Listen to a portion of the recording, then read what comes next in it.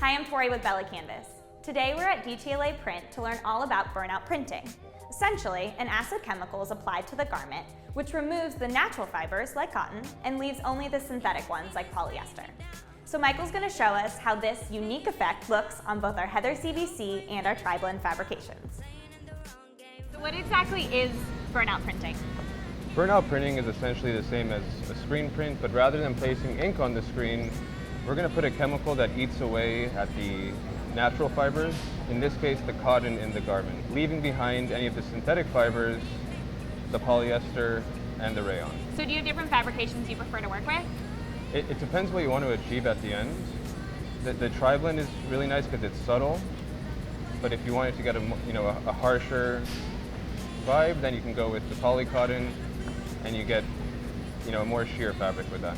I love that depending on what fabric you use, what color the fabric is, how they dyed it, you'll always get a different look. It's not going to be you take a burnout and put it on all these different fabrications and you're going to get the exact same thing. Each one will react differently. The pigments used to dye each fabric will react differently with the burnout chemical.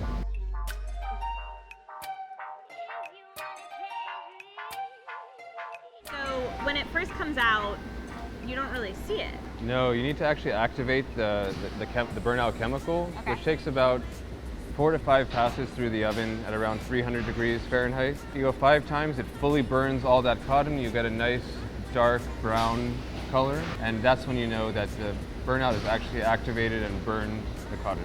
Then you're going to want to wash it so all of that burnt cotton falls off. Okay, so what kind of artwork would you recommend for something like this? I definitely recommend to stick with thinner lines. The thinner the line weight, the safer you are.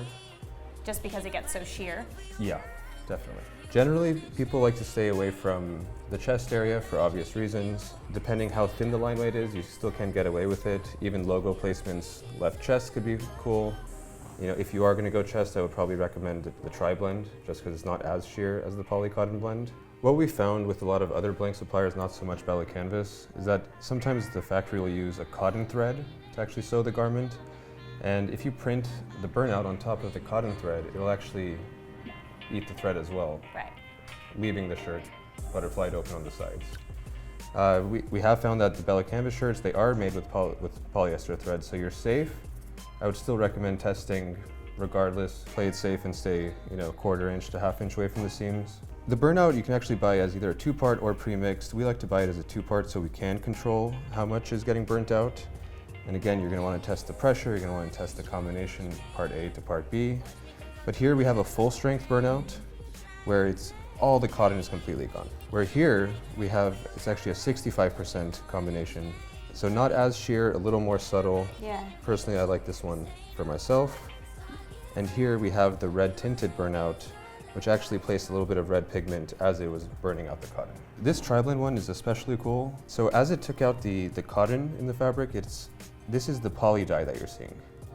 Here, again, one of my favorites, you have the blue tri-blend. You're seeing all those native blue dyes in the poly. You're not feeling anything except for the actual fabric itself, which is no other way to achieve something like that. Let us know what you thought of this technique in the description below. And don't forget to subscribe to our channel for more content like this.